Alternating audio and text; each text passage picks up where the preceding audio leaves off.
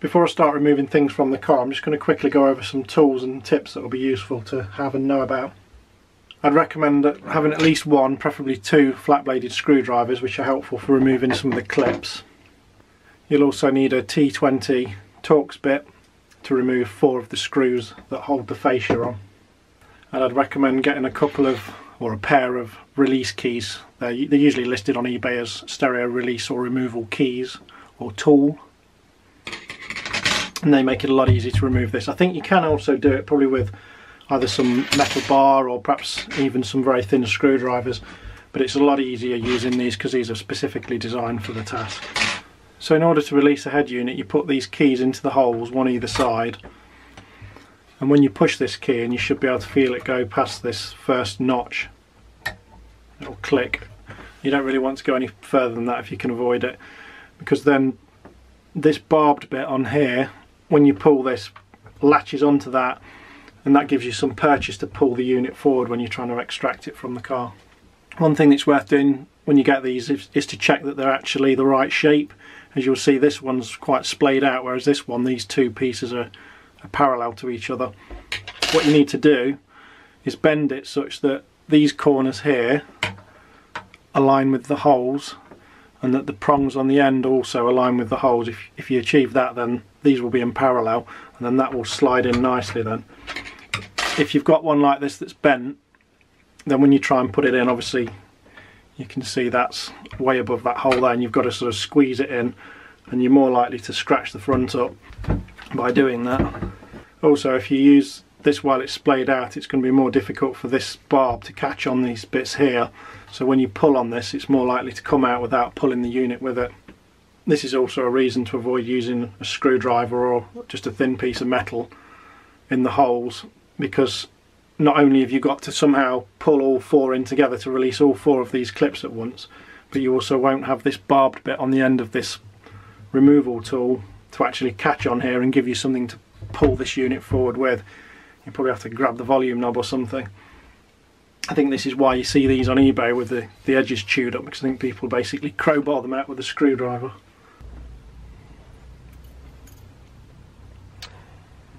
So put these in these release points.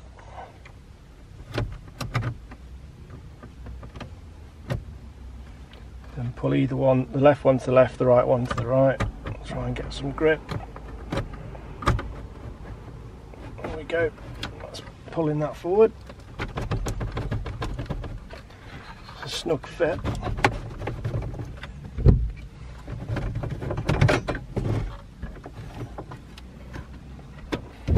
I always find if you pull this back into second, or, well, it's actually second, but fourth would do it probably as well, it just gives you a bit more room if the gear sticks back to get this in and out, and you're not going to catch things and scratch them up as much. And then on the back here we've got the main connector, and I think that's the aerial connector, so I should be able to release this. So there's little arrows on the side there, so you can release this, and then it levers up and then pulls out, so it's quite a nice easy thing to release. And this one, it's got a little press thing here, you can squeeze and then it pulls out, and then that's the unit released. And you can see at the sides, it's not quite, it's gone in a little bit too far actually, I shouldn't have pushed it quite that far, but it's done the job. Okay, just for a bit of extra clarity on these connectors, because I didn't show this very well, this is actually a different unit I've got on at the moment, but this aerial connector, this black part always goes towards the bottom of the unit. That's the top, that's the bottom, this is the right hand side. When it clips in, it clips to the bottom because there's like a little barbed bit of plastic. To get this off, there's this little bit at the top here, and you squeeze that and it pries this clip away from that barb at the bottom here, and then it will just pull off pretty easily like that, you see. So there's the barb, hopefully you can see that. And then this, hopefully as I squeeze that you may be able to see that piece lift. And then we've got this one here, which is the main connector. This gives you all your speaker connections, and it's all the communications, power and whatnot. there are some arrows either side of this clip. So the other side here, there's an arrow as well, and there are some little plastic bits below this top plastic piece here, so you may be able to see that there. You squeeze those in on both sides at once, so you're basically squeezing your fingers together like that, and that releases a latch, and then as I showed, this will lever up and then release like that. So we're removing the display as well, so in order to do that we've got to take all of this fascia out, which also means taking out this heating controls. There's two clips on the top, one here and one here. You should be able to do them with your finger. You can just about get that one. Or you could also use a flat bladed screwdriver. The trick is getting them to both release at the same time. It tends to be that once you let go of one, the other one comes forward, but if you put a screwdriver under one end and leave it, and then use a second screwdriver at the other end, that may actually make it easier. I've actually got something in the lighter socket here which I'm going to have to remove out of the way.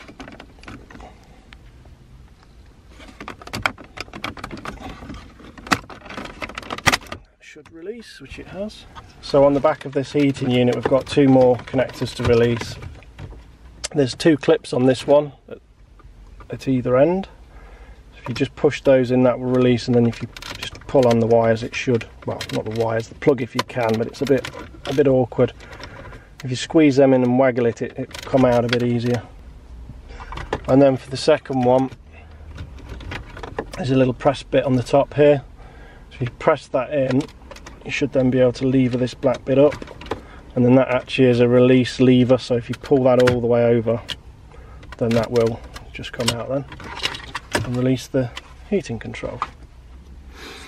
Okay, so now we've got the heating controls out of the way. The next thing, there's a couple of screws in the bottom lower corners of where that's been removed. So I say one here on the left, one here on the right. They're T20s, so torque screws.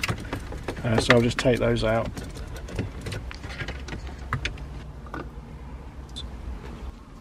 Now there's a clip either side. There's one down here and there's one down here, and really a screwdriver again is best for this. So you'll hopefully be able to see here, if I get this screwdriver in.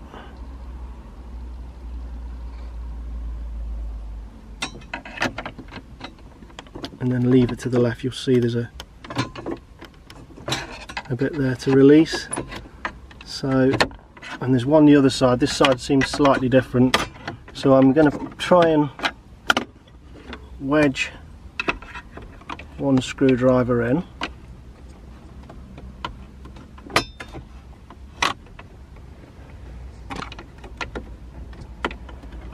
Again, this one, the one on the left hand side seems to be a bit more difficult, so I'm just going to wedge the one for the left side in, and then use another screwdriver for the one on the right. So that left one's wedged. I'm just going to put one in on the right, and then I should be able to pull this trim forward. I think I've already released this top bit. I think there must be some push clips at the tops.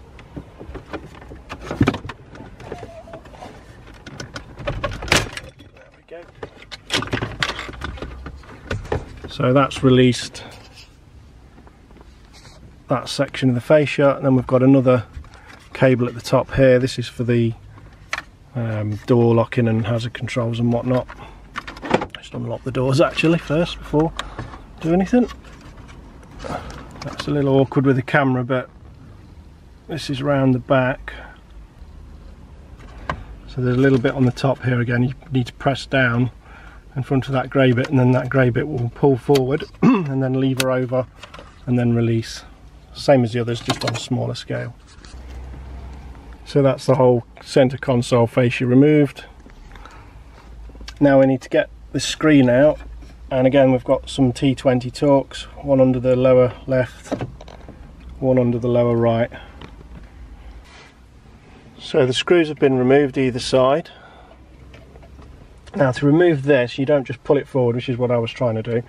These clips here, you pull these forward slightly if you can see those, hopefully, and then this slides downwards away from the fascia, and then that leaves you with just the display mounted, and then I think you should be able to pull this forward then, yes, and then there'll be one or more cables on the back. So we've just got the one on the back here, and again it's a similar mechanism as before. We've got a little thing we can push down, and then that will allow us to release this lever which pulls over,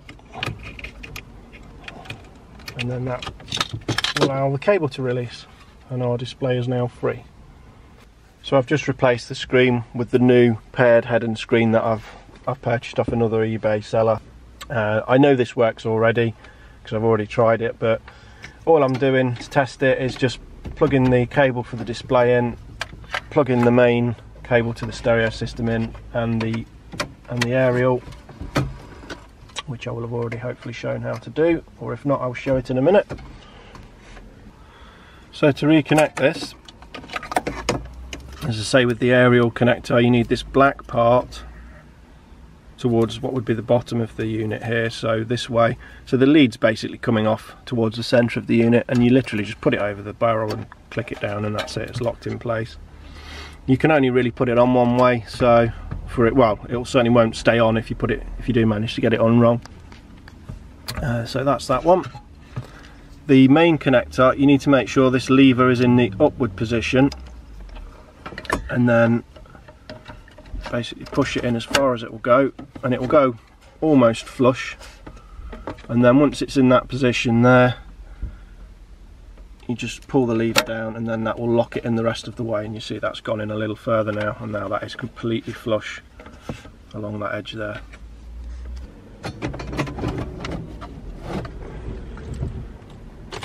I'm just going to put the ignition on. It should sort itself out. It's already done all the auto tune and that, so yeah, so that's working.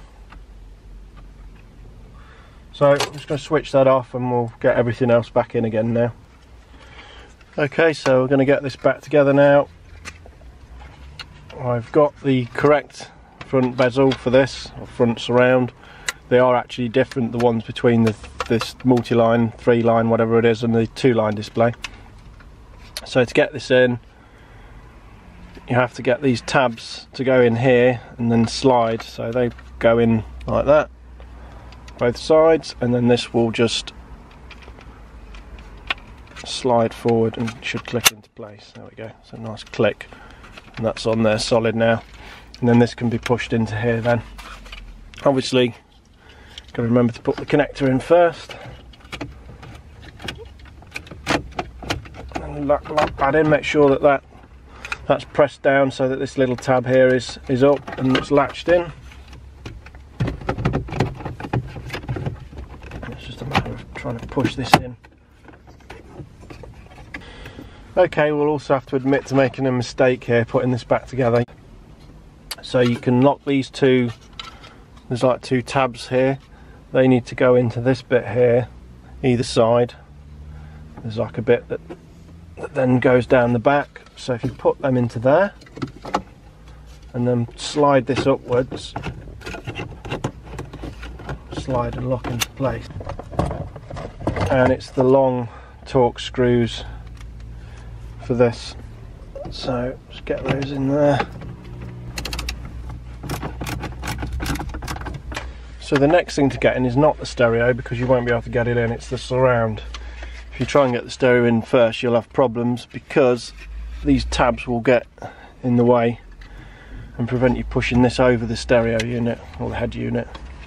So these controls need to be connected back up, so I'm going to do that first. I'm going to make extra sure with this one because the last time I did this on a temporary basis, I hadn't actually got it connected properly, so I couldn't lock the door or put the hazards on, which wasn't ideal. And again, I'll try and show this. Again, this looks like it's gone in, but it's not. It's latched on that very first notch, but not the second one, which is the one it's supposed to be in, so it's actually not all the way down, so it's easy to think that that's... So I think with this particular connector, for some reason it's a bit more fiddly. so I'm just going to try that again. That's it. As you see, that's now latched, it's actually over both of those, and it's completely enclosed that little tooth there. So that's now locked in. That's over this little clip here. So that should now be fine. In fact, we can simply test it with the door lock, or hazards would work as well. That's just a blank, so that doesn't do anything. Okay, so I'm just going to get this lighter thing out of the way that I've temporarily plugged back in, and then I should be able to just push this back into place then. Just might have to hotch the wires out of the way because there's some bits down there that are a bit getting away a little bit. I've also got this extra wire for this cigarette lighter socket looped through the bodywork, which doesn't help, or the plastic wire. So yeah, just pushing that back into place like that should do it. Just give it a good shove all the way around.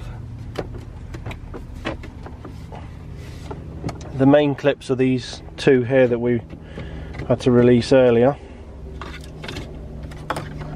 I pulled this wire of mine out of the way here. It's just a wire I fed through here for sort of auxiliary power thing. So just going to put these screws in here now. These are the shorter ones. These go in the corners.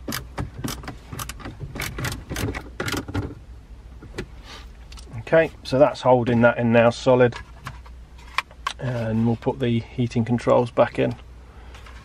Again, there's a large clip on the back, and then this more beefy thing here.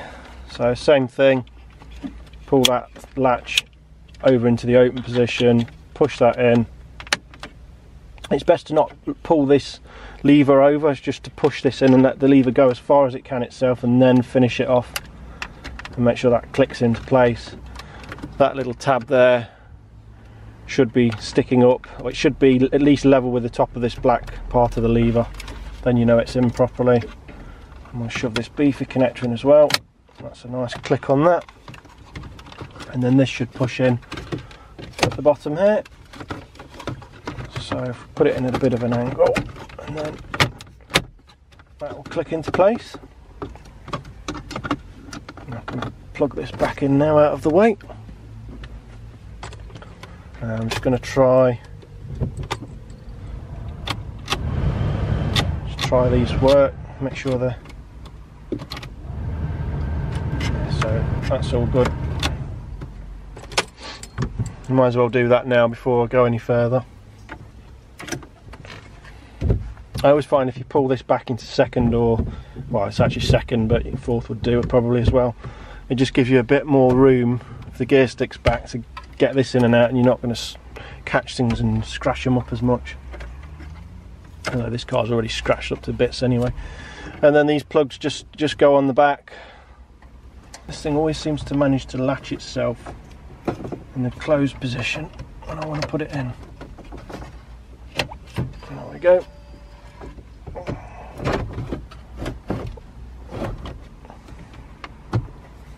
I'll push that home now. It's gone in a little far actually, but that's fine. It doesn't match, but I couldn't really get the grey ones with all the bits that I needed, because I needed the display and the surround, because it turns out the surrounds are different for the display. Well, that's it for this. Hopefully this has been of some use to somebody, anyone who's having to do the same sort of thing, or any kind of messing around with this area. Maybe this will be of help.